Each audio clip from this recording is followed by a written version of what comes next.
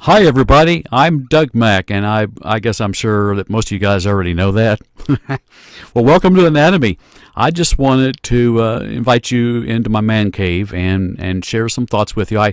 I'm sorry I can't be with you today here live, and you won't have the a chance to answer ask me any questions or me give you any answers or anything. And I know that could be be oh no, no, wait a minute.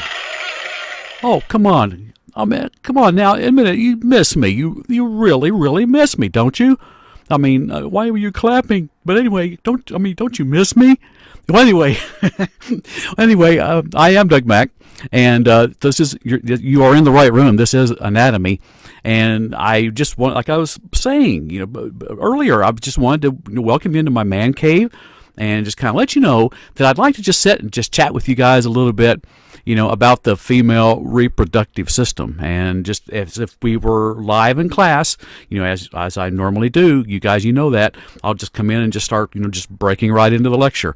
And I'd kind of like for us to talk about some of the points today, because, well, first of all, we want to thank our host for, for playing the video for us and covering me, while I'm not here today. So we want to thank her very much. So we appreciate that. So anyway, this is going to be your chapter 8 in your book, and it is the female reproductive system, and yes, it is anatomy too. So we want to keep that in mind, as you keep track of all this stuff on your tracking sheets. Let's don't forget that. So anyway, let's just go ahead and get started, because I wanted to kind of get you some information, even though I'm not there live. Instead of just throwing some stuff at you, we wanted to make sure that you got some material that you need. So I thought, well, let's just come up with a way of bringing the lecture to you. So I'll do the very best I can to maybe point out some of the things that you and I would normally look at when we're in live in the room, talking about the female reproductive system. So I thought we'd just kind of take a look at some slides together, maybe share some information. But you know what? Before that, I guess I need to let me just get a little quick drink here from one of my favorite beverages. So excuse me just a second while I do that. Oh, well, that's so much better. I forgot. I know. My bad. I'm sorry. Please don't tell Mr. Crowley, okay? I forgot all about the fact that we can't have food and drink in the room. Hey, but this is my man cave, so I can drink pretty well wherever I want to drink in here. And eat wherever I want to eat in here. Well, anyway, so let's talk a little bit about the female reproductive system. Now, and again, it is the Anatomy 2. So for you guys in Anatomy 1, don't just think because it's Anatomy 2 that you don't need this, because you really do. Because of the fact that after we go through all this information, and when you do get into Anatomy 2, you're going to be able to rock and roll, because you're going to get the study guide. Our host here is going to be giving you the study guide, for this particular chapter, so that you can get all the, the information that you need, and along with the go boxes. Don't forget the go boxes, so that we get all the information we need to be able to do what we need to do in this chapter 8. Now, here's some of the takeaways that we want to work with today, to make sure that we've got an idea of our chapter, so that when you and I get in the clinic and we're asked by our physician, some of the more specific things that we need to do to be able to work with our female patients, especially if they're coming in for an annual physical. I mean, because MAs, come on, that's one of the things we do. That's why we get paid the money, is we want to be able to go in, set the table up, set the trays up, know what the doctor is going to be expecting of us when that female patient comes in for a physical, or for maybe any other thing that could be related to, the anatomy of the female. So we want to make sure that we know those labelings well and do the things that we're supposed to be able to do. Now, here's some of the takeaways that we want to work with today. We want to be able to list the actions of estrogen and progesterone. Those of you that have already gone through the endocrine system, you guys already know how important that is when we talk about all those glandular secretions and all the different parts and functions of the body that are related to those secretions. And it just so happens that in the female reproductive system, the two majors, we're talking estrogen and progesterone. If that female patient presents with certain kinds of problems, there could be a problem related to maybe the lack of the estrogen, or maybe too much progesterone, not enough progesterone. So we've really got to make sure that we have an appreciation and understanding, of the hormone secretions, in our system today. How and when ovulation occurs, What actually happens to an ovum after ovulation occurs? List the purpose and events of the menstrual cycle, and define menopause and explain what causes it. And of course, if it was a little bit later in the hour, you wouldn't hear me say this, and of course you guys are used to it. Describe the causes, signs, and symptoms and treatments of various disorders. But of course, today is the female reproductive system. Now, explain how, where fertilization occurs. That's going to become important for us. Describe the process of implantation, and explain the difference between the embryo and the fetus. So later in this particular hour, we'll look at some of the differences between the two so that we don't call the fetus an embryo and the embryo a fetus. That's going to become important. As with patients coming in, the female patient presenting in the clinic, there's different kinds of changes that are going to be going on with our female patient, especially, should she be coming in for follow-up with a pregnancy. There's going to be all kinds of changes, and we need to know those signs and symptoms and what the female patient is going through. List several birth control methods and explain why they are effective. Your physician may ask us to go into the room and give patient education, when it comes to different kinds of birth control methods. Because let's say that she and the partner decide, we don't want to have any more children. Well, then that's where that's where this patient education is going to be coming in. Now, we're focusing on the anatomy or the anatomical parts of things in here, where when you go down the hall and you get lab lecture, then in lab practical, you're going to be working more on with the terminology and the language, to use with those birth control methods and how to advise patients and this kind of thing. So you'll get that down the hall. But we want to know the anatomical parts and reasons for them. List the causes of and treatments for infertility. Now this could be even the male patient, coming in, with the female. If they're not able to have a child, we may want to focus on some of the issues that both the male and the female could have issues with. And you'll see in an upcoming slide a pretty nice little breakdown, a nice little info chart, I like to call it, of some of the reasons why we could be having those infertility issues with the male and with the female. And we'll be pairing those together. And then describe the causes, signs, and symptoms and treatments of the most common sexually transmitted diseases. Now, just to kind of bring us all up to date here, we don't really call them sexually transmitted diseases any longer. We now refer to them as sexually transmitted infections. That actually changed in the last couple of years, and I know some of our older material still call them diseases. But we're in the new age now. We call things by their newer names, and it's more of an infection now. So we want to make sure that when you get into clinic, that when you hear sexually transmitted something or another, we refer to them as infections, not really diseases. Now, the male and the female reproductive systems obviously all function together to produce offspring. They produce that new bouncing baby girl or baby boy.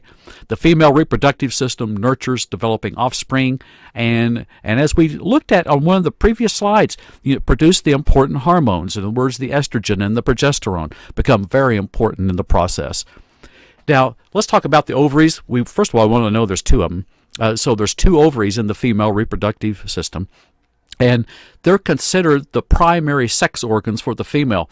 Now, if you've had the male lecture, the male reproductive system lecture, you already know that that the male testes are the gonads for the male. In other words, they're the primary sex organs for the guy. Whereas the ovaries, the two ovaries, are the primary sex organs for our female patient. The sex cells are called ova. And there's hormones, estrogen and progesterone, like we emphasized in a couple slides ago. That's going to be very important, guys, for us to know that the ovaries are located in the pelvic cavity, and there's a medulla, which is kind of an inner area of the ovaries, a cortex, which would be the outer area, that contain those ovarian follicles, and they're covered by epithelial and dense connective tissues, that bind them all together. Now, when you're talking about the ovaries, you're also talking about ovum formation. There's what's called primordial follicles that develop before birth, and they contain something called an oocyte, or it's kind of like a little baby immature ovum, that's born with a certain number of those follicular cells, that will turn into that baby. But if you look on the right-hand side of our PowerPoint, oogenesis, that Genesis means the beginning of something. It just means the process of an ovum formation. So it's the genesis, or the beginning of ovum formation. But at puberty, those oocytes are actually stimulated to become, or to continue to something called meiosis, which will develop that new little baby, and it becomes a polar body. And then what's called a secondary oocyte. Now, I want to mention something real quickly here. When you get into the chapter, and of course, now guys, we know we got to read our chapters. When you get into the chapter, I think your book does a really, really good job of breaking down Genesis and then some of the specifics of it. What we're looking at in our PowerPoint here are some of the generic names and labels that we need to learn as we understand that formation.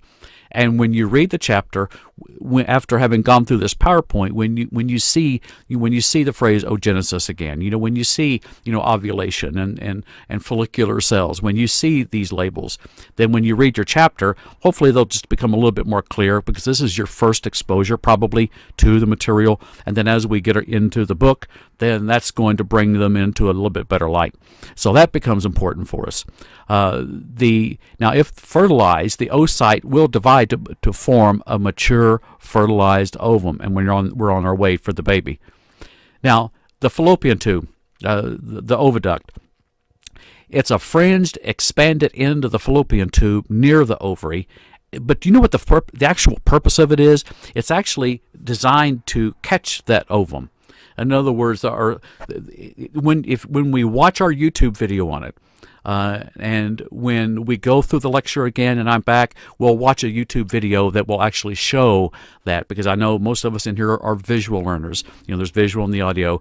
When I show you that visual from the video, that's really going to show that oviduct actually has some little finger-like fibula on the very end. It's almost like a catcher's mitt.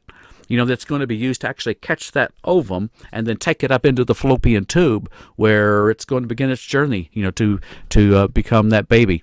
Anyway, but it's the muscular tube. I want that to be emphasized, that the fallopian tube is pretty strength. It's got a lot of strength to it. It's a muscular tube. It's aligned with a lot of cilia and membrane. Now, guys, remember some of the other lectures we've done, and we've talked about how there's cilia in all different areas of the body in our anatomy. But the design of the cilia is like the little finger-like structures that will move something a certain direction. We have it in our alimentary canal and our digestive system. We've got it in the lungs. If a certain amount of mucus build up in the lungs, it's used to bring that mucus up and out. In other words, the cilia is used to actually move stuff. So within this muscular tube of the fallopian tube, we've got mucous membranes and cilia working together to propel the ovum towards the uterus, as it shows here on the slide. And that becomes important. And then the uterus. The uterus is a hollow muscular organ. It's going to be what receives that little baby embryo and sustain its development. That's its new home. And now you have divisions of that uterus. You've got the fundus, which is a kind of a domed upper portion of it. Then you've got the body of the uterus, and then you got the cervix. Now let's talk just a moment real quickly about the cervix. When you guys get into clinic, and when I was in clinic, that is usually one of the areas that we want to test the cells to see if there's any potential for any kind of infections or diseases. And it's the cervix is what we use. In other words, there's something called a cervical brush. So if we have a female patient coming in, for a physical, well, more than likely we're going to set our tray up where it's going to have a cervical brush. It's going to have a little slide where we can put some drops on and put some samples of the cells on, so we could test some of those cervical cells. And so it's important for us to know, anatomically speaking, it's important for us to know where the cervix is. And now, so when we read that part of the chapter, let's make sure, that when you read and see the diagramming of where the cervix is and see how important it is for us to know where it's at, so that when we're in the room with our physician and she or he obtain those cells to maybe get a sampling of those cervical cells, those cervix cells, then you'll know why we're doing it, is so that we can do some testing there. And the wall of the uterus, let's talk just a minute about that. Remember how we talked about the fact that that there's a kind of a muscular tube, we in the fallopian, how muscular it is. We want to talk about the uterus and the strength of it as well. And look at the number of layers. Look on the right hand side, of your PowerPoint. You'll see that it's got an endometrium, which is that innermost lining, and then a myometrium, which is a kind of a middle little thick layer. And then look at the parametrium, which is the thin layer covering the myometrium. Now, does this sound familiar? If you've gone through the cardiovascular lecture, then we've talked about the endo and the myo and the peri, because there's different layers of the heart muscle as well. And that's what we're kind of talking about here. Well, not kind of, we are. Is because the uterus has those same linings, and don't you think it should? I mean, look what the uterus has got to do. It's going to produce a brand new baby boy or girl, so it's got to have some durability to it. And what gives it that durability are these different levels of the uterus and all the strength, that it has with the endometrium and the myometrium and the parametrium and all those different layers. And if you look up at the endometrium, even though it's the most inner, but look at the second subpoint there, that it's vascular. That means we got some blood flow going on. So, in other words, if we have any kind of bleeding or any kind of potential problems with our female patient presenting with certain kinds of pain, it could be a uterine bleeding within the endometrium, and so that's usually where some of those problems actually begin occurring.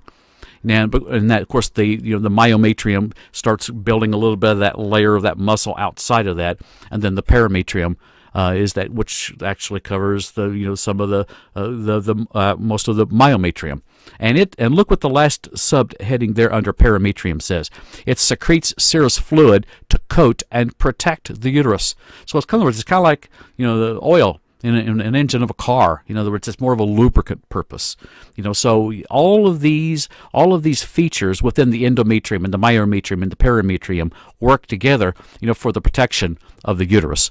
And that becomes important for us. And if it's not there, then we might have problems, with our female patient presenting with certain things, and it could be within one of those layers of the uterus that could be causing problems. And then the vagina, a tubular muscular organ. See, we've got to have a lot of durability. We've talked about it with the fallopian tubes. We talked about it with the uterus. The vagina is a tubular muscular organ as well. Extends from the uterus to outside the body, and it also has muscular folds within it. We call them rugae, which enables expansion. I think we had a little lecture last week.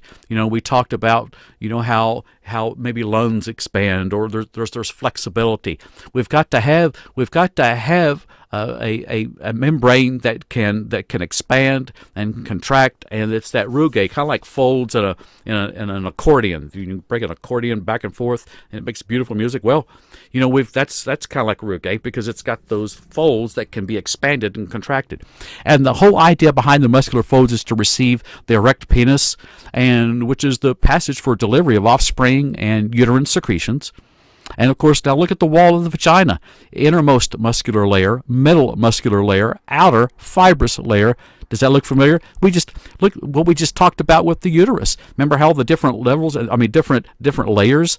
See how durable, are the working parts within the female body? It's fantastic. So anyway, that shows some of the durability. Now, in your book, I think your book will do a much better job of showing you some of the inner workings, of the internal female organs. And what you see on the PowerPoint's nice, but I actually like, what's in your book better, because I think your book it's better descriptive and better labeled. So refer to your chapter, on the internal female organs to get your labeling synchronized here. I think it'll be better. And then the mammary glands are responsible for the secretion of milk, or the future secretion of milk for that baby. The structures are the nipple and the areola, which is the pigmented area around the nipple, and the alveolar glands within the mammary glands that actually make the milk when stimulated by a prolactin. Now, what we'll find is that when the female patient when the female pregnant patient, gets to the point where, they have the baby, then there's going to be and of course I think we talked about this in the nervous system, that in the nervous system there's going to be a positive, what's called a positive and negative feedback loop. If for you guys that have already gone through that lecture, you know where I'm going with this. So in other words, when the infant begins suckling, then that's going to activate an area of the brain within the nervous system that's going to create the alveolar glands to secrete, at that moment. And then and as long as that infant continues to suckle, then the milk will continue to be created, and with the prolactin. So that becomes important because we might have female patients coming in after after the baby's delivered, and if she's not able to produce milk, then there could be a problem there either within the nervous system or maybe with the glandular secretions that we're talking about within the mammary glands. So that becomes important for us too. Now, the external genitalia of the female, it's collectively, how when we talked about the cardiovascular, and we talked about the heart and the lungs are all together in what's called the mediastinum, which is basically, we call it a region. So that's what we're talking about when we're talking about the external genitalia. Collectively, all of that together is known as the vulva, and then that breaks down into the labia majora, which are the rounded folds of adipose tissue and skin, and it protects the other external reproductive organs as well. It's more designed as a kind of a protective barrier. And then look at the labia minora.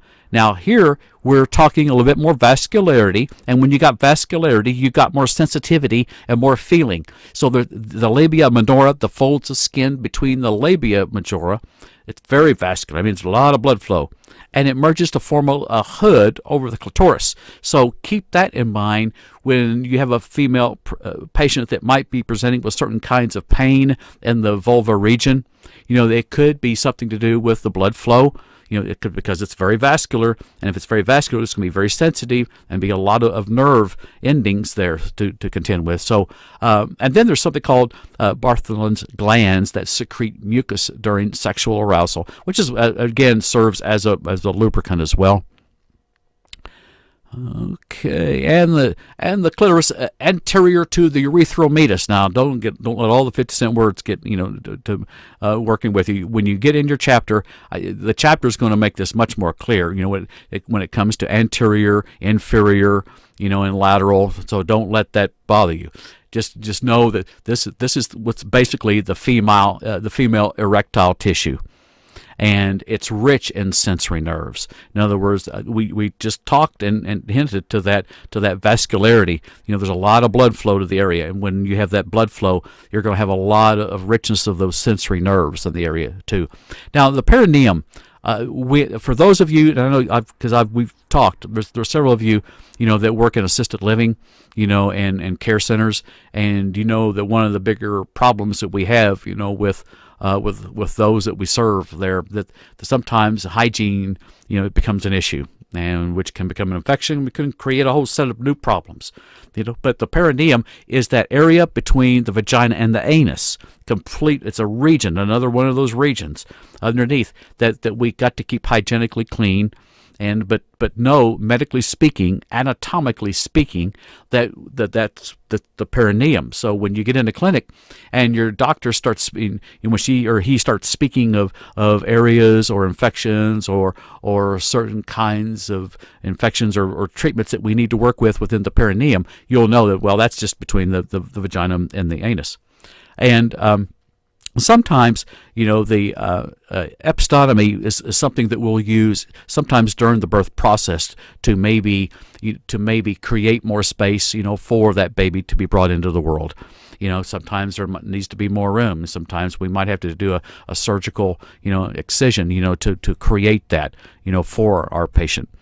Now, erection, lubrication, and orgasm, that's created by nervous stimulation. The clitoris becomes erect. The glands the Bartholin's glands start secreting a lubrication, and then the vagina elongates. Becomes expands out. So that it can accommodate the male penis. and if in birthing, be able to dilate and contract, and so in other words, it's got all those muscles of all those tissues, start doing what they're designed to do. And then orgasm is a sufficient stimulation of the clitoris. So in other words, when the female is when she reaches a stage where there's the right amount of sufficient stimulation, then the female patient will experience orgasm. Walls of the uterus and the fallopian tubes contract to propel sperm up the tubes. So in other words, in the design of the grand design of things, you already see the engineering, of the female body and how fantastic it is, and how each working part works together, to create the overall, goal, of creating that new baby. The reproductive cycle basically breaks down into the menstrual cycle, which are the regular changes in uterine lining resulting in monthly bleeding. I love our YouTube video that I can't wait to show you when I get back. Of when we watch that video, it will show you'll see some actual video of what goes on and what causes and creates that bleeding in that inner lining, and in the uterus, and that's fascinating all its own. And of course, the females in our room, today, that more than likely many of you have gone through that already yourself. So you could probably write a book on it, yourself. You're better than what you're even seeing here on the PowerPoint because of what you've gone through. And the menarche is the first menstrual period in a young lady's life. And then there's something called menopause, which is the termination of cycle due to normal aging of the ovaries. So it's a natural thing for females to get to a certain stage where they don't have those cycles any longer and won't have to go through all those challenges. Now, when you're talking about the female reproductive system, whether you're talking about the female or the male for that matter, there's different kinds of diseases and disorders of the female reproductive system. Sadly, breast cancer, the second leading cause of cancer deaths in women, classified as stage 0 to 4. Those of you that know me, that I have someone in my life, that there's a testimony to that. And of course, there's many of you in this room, that I've already heard stories from and shared with you. Some of the challenges that you've had in your family as well with breast cancer. Cervical cancer, slow to develop. A pap smear detects abnormal cervical cells. Bingo, guys. Remember earlier when I was talking about the fact that when we set out our trays, in the room when we're doing a female physical, more than likely, our physician, he's going to want to get a sampling of those cervical cells, and that's where this comes in. So when the female comes in for a physical and we do a pap, then we make sure we have our tray set up. We make sure we got our cervical brush out. There's things that we will do to try to find out if there's any potential for that cervical cancer and beat it before it beats someone that we love. And then there's cervicitis, which is an inflammation of that cervix. That's usually created from an infection of some kind. If there's been some kind of infection going on, that could lead to that inflammation of the cervix. And of course, you terminology fans, I bet you can't wait for me to get back, can you? So we can have our 7-minology. No, I didn't slur for our host. Our host probably doesn't know what I mean by 7-minology. That's our 7-minute terminology that we do every day, Monday, Tuesday, Wednesday, Thursday. But anyway, so that suffix there, itis, I-T-I-S, means inflammation of something. And of course, we're talking about the cervix today, so the cervicitis.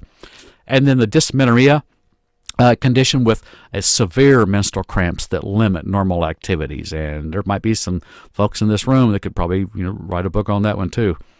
Endometriosis. Tissues of the uterine lining growing outside of the uterus, another condition that our doctors will be looking for in clinic. Fibrocystic breast disease, that's kind of an abnormal cystic tissue in the breast. Sometimes it can be confused with lumps or cancers, but it can be just something as simple as just a cyst that needs to be removed. But of course, we'll biopsy it. Should you have a female patient coming into clinic, we will take a biopsy of that. And obtain a biopsy, I should say, and then we'll send it off to pathology and see what happens from there. But the size varies related to the menstrual cycle.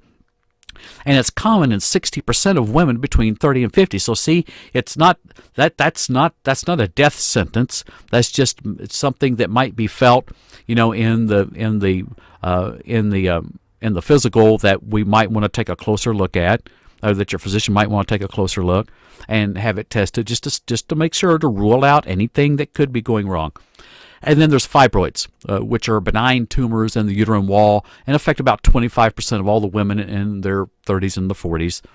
So again, those two are fairly common. So we're not to panic, when we tell our female patients to go home, make sure we do our breast exams and make sure we follow up if there's any kind of abnormalities that they might feel or touch. But it could be something as simple as some of these. Now, I'm not saying simply. I'm not saying that this won't turn into something. But what we want to know is make sure that we err on side of caution. Remember, early diagnosis, early treatment, and fantastic resolution. So in other words, the earlier we find something, the quicker we can do something about it and resolve issues quicker, and the longer we're going to have that loved one in our life. Ovarian cancer, considered more deadly than all the other types. Detection is difficult, and it often spreads before detection, and that becomes very serious for us. Pregnancy. That's the condition of having and developing offspring in the uterus. Let's see a show of hands. Anybody? No, I'm just kidding. No, I mean I'm sure there's several moms, in the room. So I don't even have to. I mean, it's kind of like the Geico commercial. Everybody knows that. So I'm not going to waste your time on this part.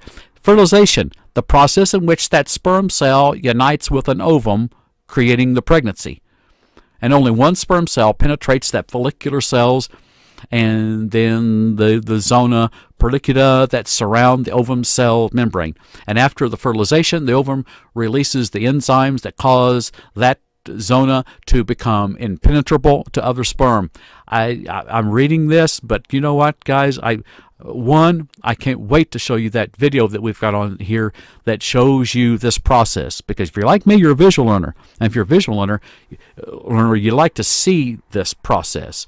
And I think by seeing it on the YouTube video that we got, I think will make it much more clear than reading this. Now, your book, I think, does a pretty good job too.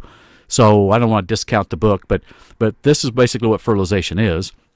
And then, of course, a zygote forms that union of ovum and the sperm together to create the baby.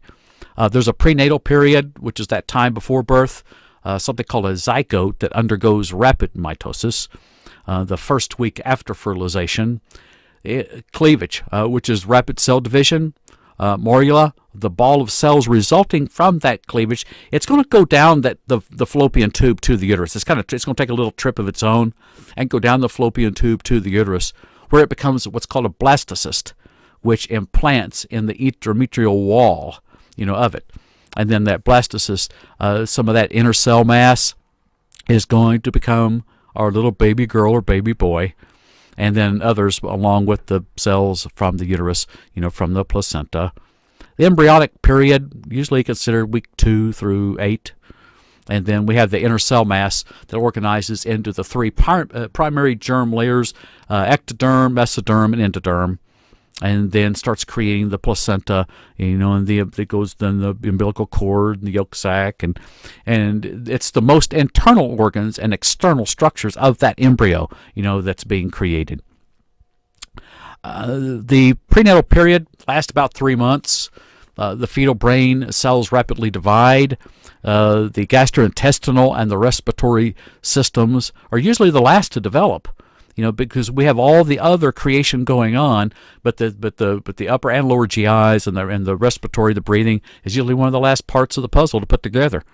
And now look on the right-hand side. The fetal period is the week 8 through the birth. That's a rapid time. I mean, that's where we got a lot of growing going on. At the 5th month, you start seeing skeletal muscles active. Now, for those of you that have gone through the skeletal system with me, you know that when the baby's born, the bones aren't solid mass. I mean, they're not solid bone like we may think. They're still a toughened membrane. The skeletal makeup of a newborn is just very, very. It's a fibrous, hard fibrous membrane, but it's not solid. It's not real bone. But we need that. I mean, because you think about it, especially you moms, because we've got to bear that child, and we want that child to be as flexible as she or he can be. We can have solid bone trying to make its way, through all the avenues. So we're glad that those skeletal muscles and skeletal bones aren't fully formed and hardened yet. And at 6 months, the baby starts gaining some weight. And let's see, fetal circulation.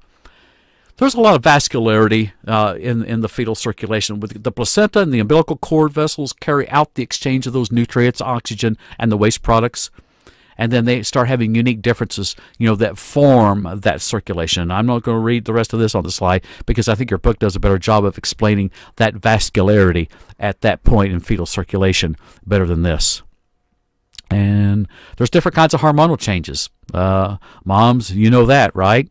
There are certain kinds of cells that secrete human chorionic gonadotrophin, HCG. That's the chemical that, if you've ever heard about this, or maybe you moms might have experienced this, that after you've had a baby, did you know that you could test positive for being pregnant again? You know why? Because that HCG is still in the bloodstream. And that's what usually indicates pregnancy. So keep that in mind. So when you get in the clinic and they start, testing HCG levels, you'll know what that human chorionic gonadotrophin is all about. Estrogen and progesterone, I think the stars of the show. That's what we talked about at the very beginning of our lecture today. How important they are. That's secreted, and it helps with the placenta. Without the estrogen and progesterone, you're not going to get that uterus is not going to finely tune and thicken. The mammary glands aren't going to do what they need to do. The enlargement of the female reproductive organs aren't going to do what they need to do, unless the right amount of those hormones are there. So that becomes important for us. But look down here where it says inhibits the release of FSH and LH from the anterior pituitary gland. So in other words, that's just a bunch of 50-cent words too. Here's what it means, is that the pituitary gland, that's in the brain. So in other words, we're activating a center of the brain that's going to actually trigger that ovulation or not. And that's important to know, that not only anatomically speaking that we have our working parts within the female body, but then it's also a nervous system within the brain that has to be working as well. So the brain's got to work in conjunction with the body, for ovulation and uterine contractions to occur to be able to have a baby. So that becomes interesting for us too. I'm going to let your book talk about these points that you'll read, because you are doing the go boxes, aren't you?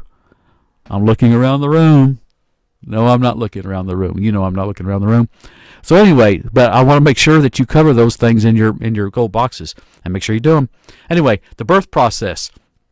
When those progesterone levels start to fall, and your doctors know when they are, that's when we start going through some laboring processes. And there's like some little light switches that are going to go on, and you moms know what I'm talking about, of when that's going to occur.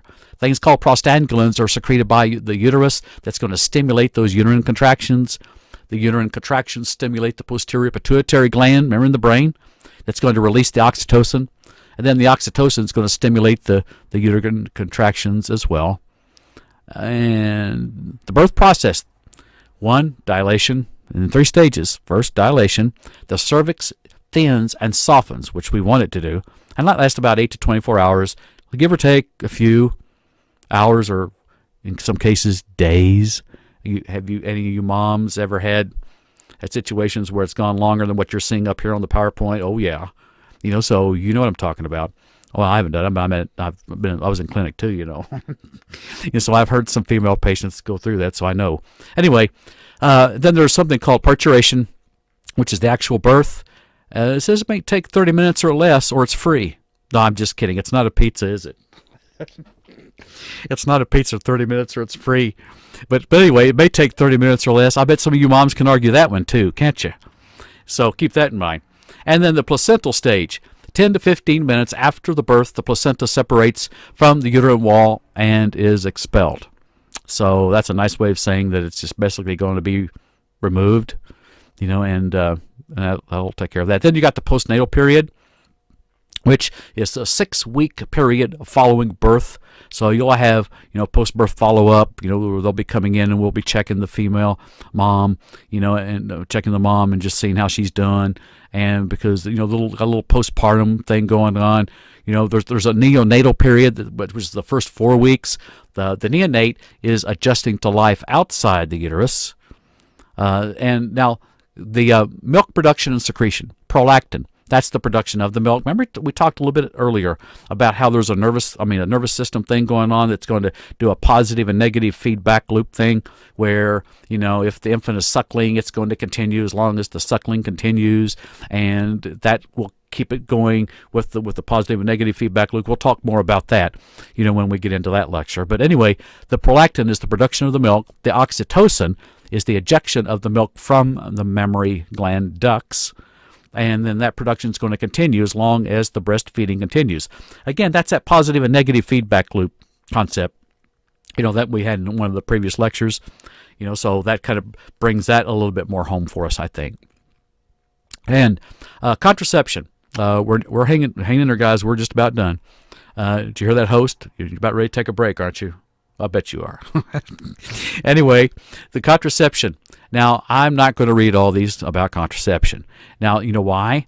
Because when you get down the hall and you take your lab lecture class and then lab practical, you'll learn more about the contraceptive means by which what are used and what all the mechanical barriers are and the chemical barriers and all that, because you'll be testing on them in there. Here we're more concerned about the anatomical part of it, so I'm not going to really spend all this time talking about the contraception part of it. Infertility, the inability to conceive a child. Now that's a two-way street. I mean, it could be the guy or the gal. That we could have issues, or that they could have issues with. The inability to conceive a child. The primary, that means no prior pregnancy, unable to achieve pregnancy in 12 months. Then there's a secondary infertility, which is at least one prior pregnancy, unable to achieve pregnancy after 1 year. About 15% of it, nobody knows why it causes it. But then 35% could be male-related problems. And we're about to get to a slide here, and I think it's the next one, I'm pretty sure, where it's going to give a list of some of those reasons why it could be a male-related problem. And then I think on the right-hand slide, if I remember right, because I've done it a couple times, where it could be something involving the female patient, and about 50% of the time it's that situation. Oh, there's our slide. Look on the left-hand side. Now I'm not going to read them all to you because you got them in your book, but you can see some of the examples of some of the male-related, impotence, retrograde ejaculation, low sperm count, medications and drugs. I mean, come on. That medication and drugs can cause so many side effects and so many, so many contraindications, of things that could cause different kinds of problems in men and women, for that matter. And decreased testosterone could be a role. Scarring from sexually transmitted infections. Remember, we're not calling them diseases anymore. And prior mumps infection, if they've had the mumps, that could be a play.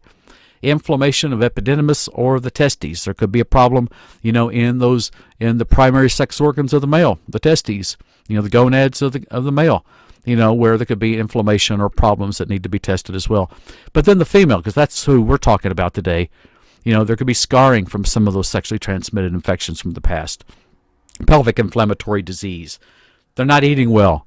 They're eating at Charlie's Chicken or Church's Chicken. Hey, you thought... I'm seeing some smiling going on. You guys thought just because I'm not here that I wouldn't get in my Church's Chicken joke or my Charlie's Chicken reference today. So see, it's kind of like I'm really here with you, isn't it? But anyway, inadequate diet. So in other words, if the female's not eating correctly, then that could be part of it right there. And then no ovulation or menstrual cycle, endometriosis. You can read the rest of them. Cyst on the ovaries. They could be over 40 years old. So you can see there's multiple things here that could be causing that. And there's tests for it. And that's the good news. Both male and female, we've got testing available. And you can see here on one side of your screen and then what certain kinds of tests can be done. And then on the right, you can see what the treatments are. Now, you don't have to write these down, guys, because you know it's in your book. And if it's not in your book, then the chances are this, in particularly, will be in your lab lecture class, so you'll have that. Now, I want to go ahead and talk about those sexually transmitted infections here real quick. I'll refer to them again. AIDS, chlamydia, and what's important here is that, come on, what you and I do as MAs, we room them.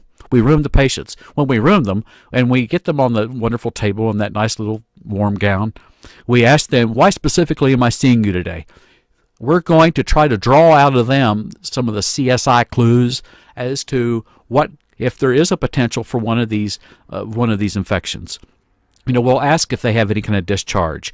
There may not be any kind of symptoms at all, and that's the scarier part. Because look at our slide here, chlamydia. It's highlighted here in blue, caused by bacterium, most commonly reported. Look at the next part. That's the scary part. Often no symptoms in female. That's spooky. And see, that's the kind of stuff that'll get you. But all we can do is ask what kind of symptoms they have. Is there kind of itching? Is there any kind of discharge? Is there any kind of foul smell? This kind of thing. So there's certain clues that we can obtain, from our female patient that presents, that might help us identify some of these. Genital warts caused by HPV, not everyone has them, symptoms related to that. And then gonorrhea is a bacterial cause.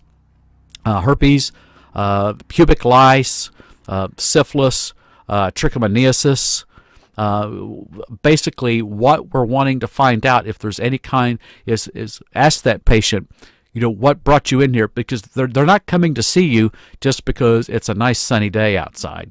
There's a reason. There's something going wrong. There's something that's a discomfort to them. We've got to draw that out and find out what it is so that we know how to present it to our physician.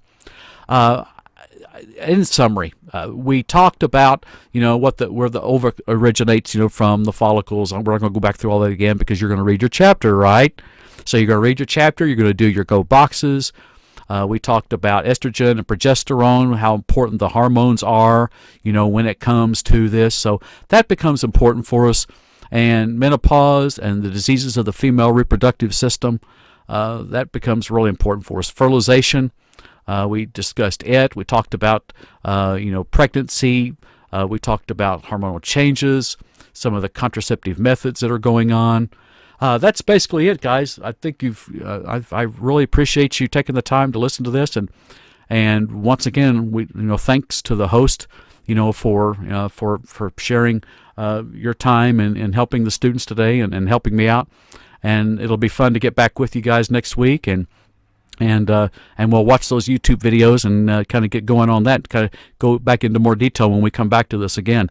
So please complete your goal boxes and study your study guide. Make sure and host.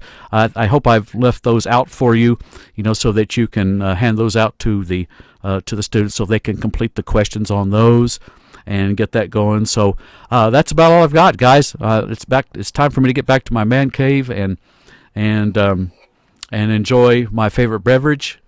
This is my favorite beverage. I thought I just better hold it up here so you can see that it is. See, this is Shasta Orange. It's Shasta Orange, so that's what I'm drinking. It's nothing else. So I want to make sure we're clear on that. Well, anyway, it's been fun. It's been real fun, and so guys, it'll be nice to get you back in class next week. Have a great day. This is Doug Mack, and I'll see you soon.